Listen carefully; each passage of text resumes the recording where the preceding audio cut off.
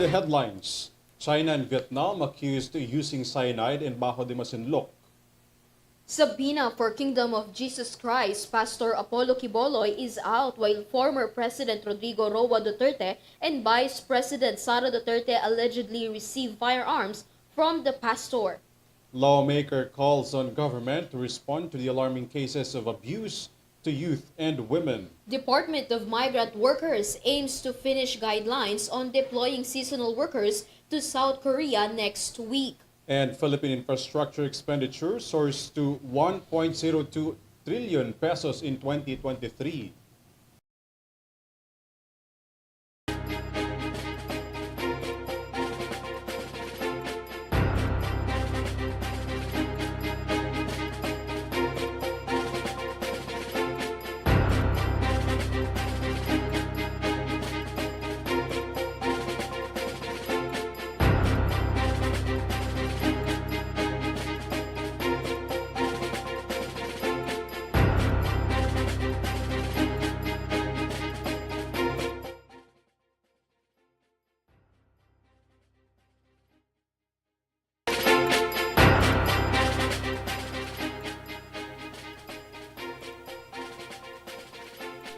Good evening, bringing you the latest news. For tonight, I am ALVIN PELOBELLO. And I am KRIZZA Lopez. This is your TV News Thread. The Bureau of Fisheries and Aquatic Resources said on Saturday accusing China and Vietnam using cyanide in Bajo de Masinloc. This is through confirmation of the Filipino fisherman in the area of Ayungin on our second Thomas Shoal. Henry Nicolas has more details from his report. The Chinese and Vietnamese fishermen were accused of using cyanide in fishing at the Bajo de Masinloc, according to the Bureau of Fisheries and Aquatic Resources or the BFAR. BFAR spokesperson Nas Briguera said that the foreign countries were reportedly destroying corals and marine resources by using cyanide to catch fish. The information is based on the gathered information by the agency's ground personnel. The illegal activity had already caused extensive damage within the lagoon area. Philippine fishermen disclosed this issue when the agency's ground personnel went to BDM and visited the status of our fishermen. They also claimed that the aim of using cyanide by the Chinese and Vietnamese is to destroy and discourage Filipino fishing boats from accessing the rich marine resources in the region.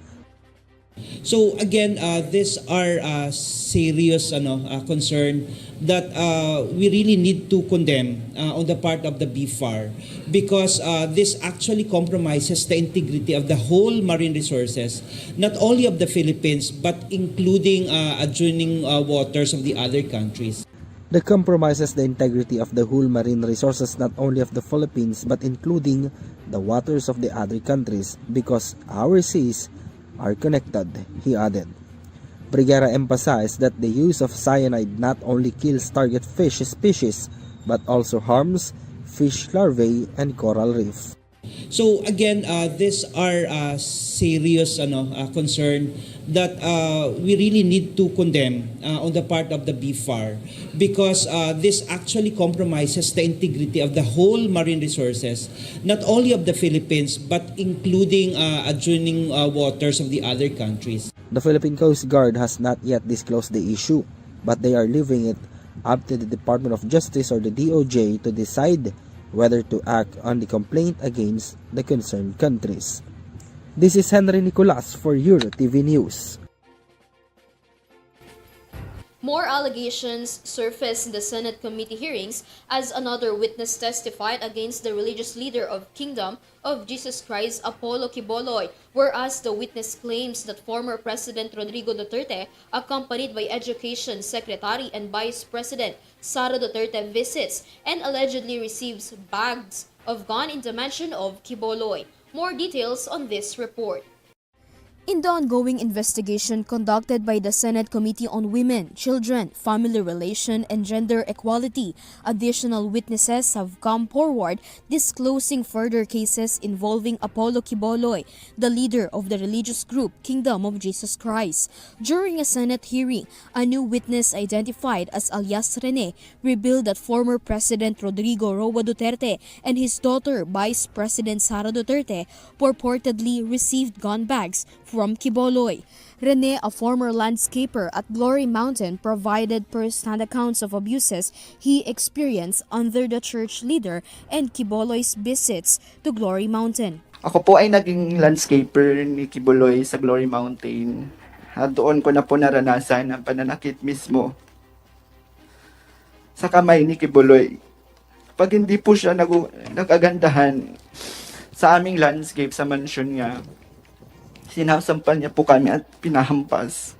According to Rene, youth members failing to meet begging quotas were sent to Glory Mountain to serve Kiboloy with the promise of scholarships, which never happened. Rene has testified that Kiboloy would arrive at Glory Mountain in his helicopter carrying large bags containing various types of firearms. These weapons, as per Rene's testimony, were laid out in a tent next to the church leader's mansion. Notably, former President Duterte and Vice President Sara Duterte's name surfaced in connection with these bags of weapons. Rene asserted that whenever the Dutertes visits Kiboloy's mansion, they would leave carrying these bags of firearms. Pumupunta din po doon si former President Rodrigo Duterte at former Mayor, Davao Mayor Sara Duterte. At pag umaalis na po sila doon sa Glory Mountain, dala na po nila yung mga bag. Na siya pong bag na nilalagyan po ng mga baril. Rene attempted to leave Glory Mountain but was allegedly prevented and assigned as the personal assistant to a high-ranking official of the Kingdom of Jesus Christ. Expressing emotional distress, he recalled reporting abuse to Executive Secretary Eleanor Cardona, only to be met with shouting and physical aggression. Yako na. Pinipilit niya po ako i-blowjob at i-masturbate siya.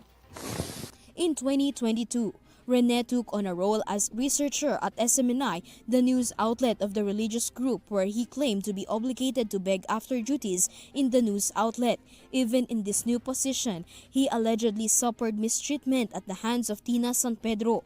In 2021, Rene decided to leave the Kingdom of Jesus Christ with instructions not to disclose information about the group or activities at Glory Mountain. Din dito sa iyong affidavit na nagtrabaho ka sa SMNI bilang researcher. Pero sa gabi, ikaw ay pinapalimos. Ganun ba yung ano? Ganun ba sa SMNI? Researcher by day, pulubi by night? Yun ba yung utos sa inyo? At sino yung nag-utos ng ganito sa iyo? Opo, Madam Chair, researcher po ako sa SMNI News sa umaga. Tapos after duty po namin, 8 a.m. to 4 p.m. po. After 6 p.m. po kami mag-start ng mamalimos ng gabi. Ito po yung utos utos pa rin po ito ni Kibuloy na dinadaan po kay SMNI CEO Marlon Rossetti at department head ng Propcom na si Tina San Pedro. The Senate has issued a subpoena requiring Kiboloy to appear in the investigation related to the alleged abuses within the church. Senate President Juan Miguel Zubiri signed and authorized the subpoena, emphasizing a commitment to addressing concerns raised by witnesses and victims irrespective of potential political conflicts. Our institution, under the current Senate leadership, has made it its policy too. Yes, the subpoena against Apollo Kiboloy is out. Despite this, Kiboloy has previously stated that he will not appear before the Senate, opting to address the allegations exclusively in courts. This is KRIZZA Lopez for Euro TV News. As the artificial intelligence emerges and innovating technologies concern over the increasing cases of sexual abuse and exploitation in children increases, the Gabriela Women's Party wants a thorough investigation regarding the alarming cases of children and women involving in online abuse and exploitation. More from this story. In the ongoing investigation conducted by the Senate Committee on In the midst of the expansion of social media platforms in the country, more women and youth are becoming vulnerable victims of the online sexual abuse.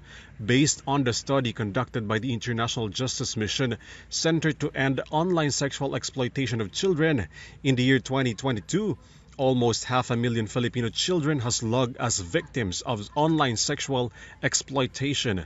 Because of this, the Gabriela Women's Party has called on to the government.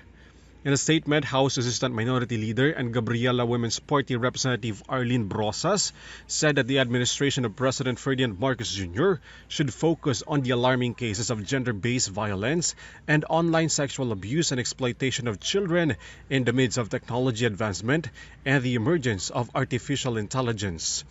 It is said that most of the victims are women and children. The lawmaker also said that the Philippines remains as one of the hotspots for online sexual abuse and exploitation of children. Brosas is set to file a resolution in the lower chamber of Congress to conduct a thorough investigation to address the alarming increase in the gender-based violence and sexual abuse of youth online. The Gabriela also plans to file a proposal to amend the Anti-OSAEC and Anti-CSAM Act to strengthen the grounds and accountability of those behind the abuse of children online under the Anti-Child Pornography Act of 2009. ALVIN PELOBELLO for Euro TV News. More stories up next as Euro TV News thread returns.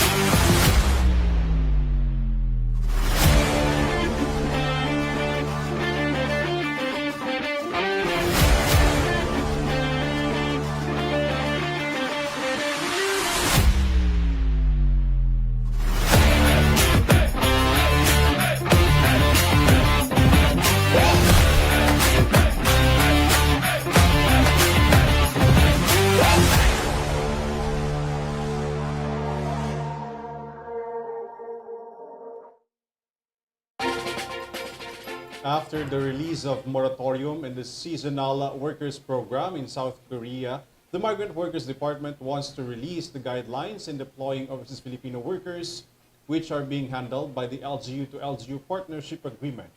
Here's more details.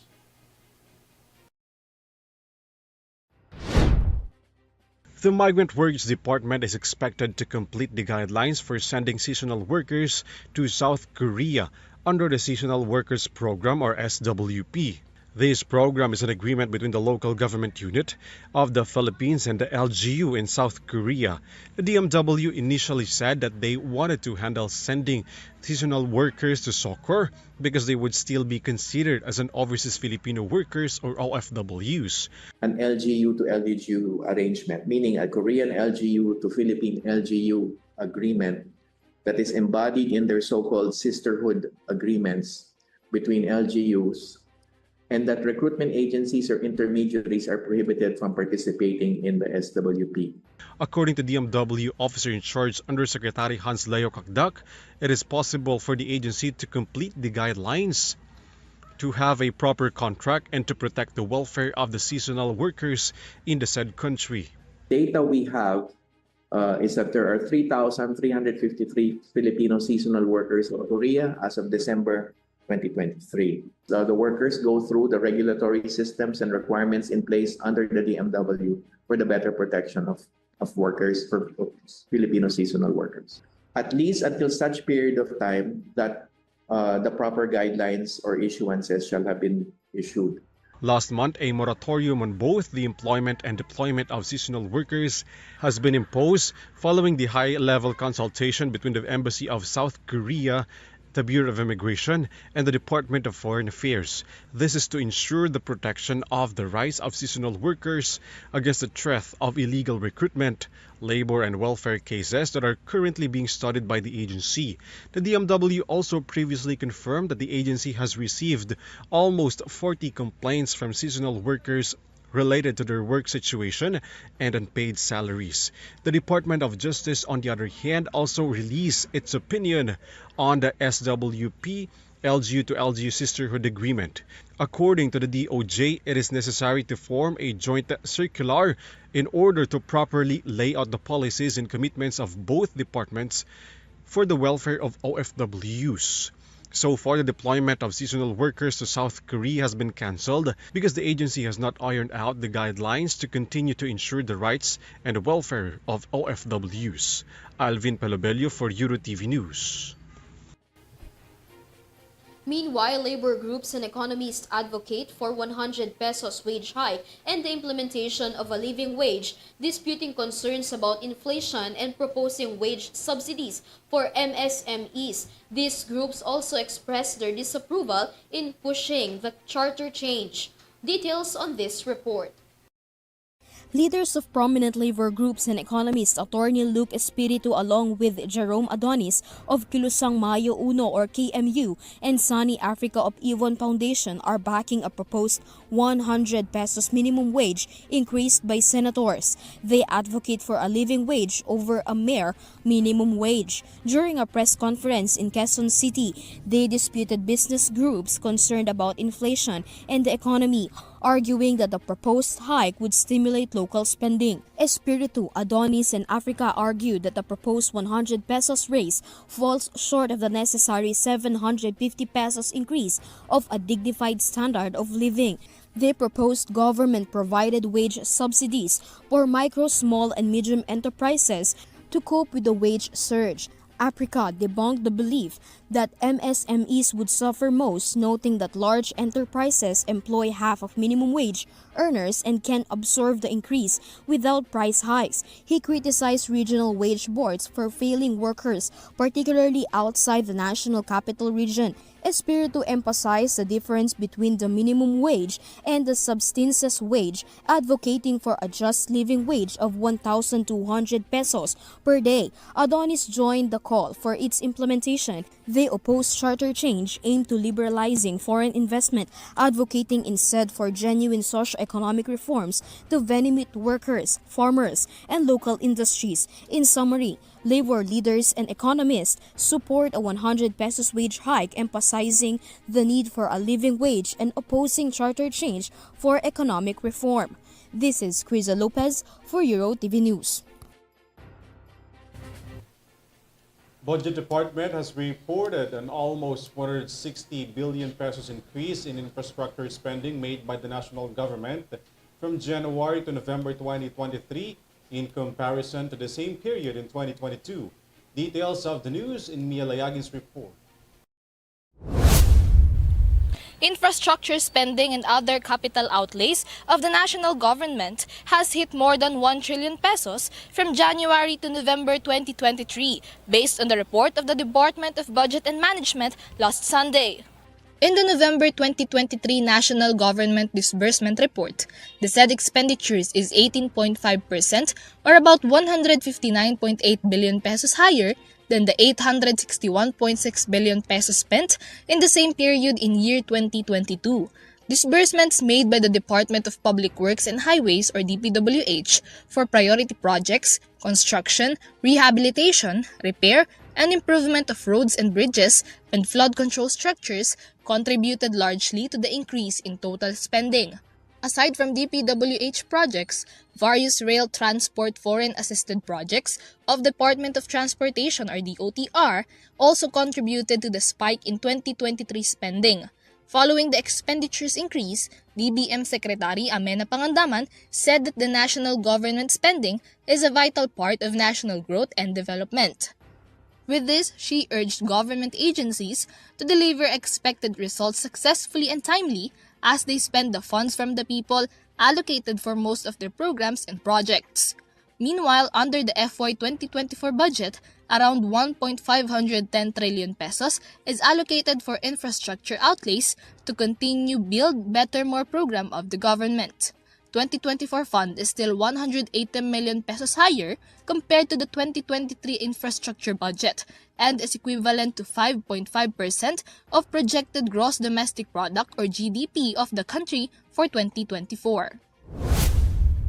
This is Mia Layagin for EuroTV News. Following the onslaught of shear line in the trough of low pressure area in various areas from Davao region and Caraga region, the Department of Agriculture provides assistance for the affected farmers in the area. Vanessa Cleofas tells us more. After the rainfalls happened in the Davao and Caraga region just last week, many farmers have been affected.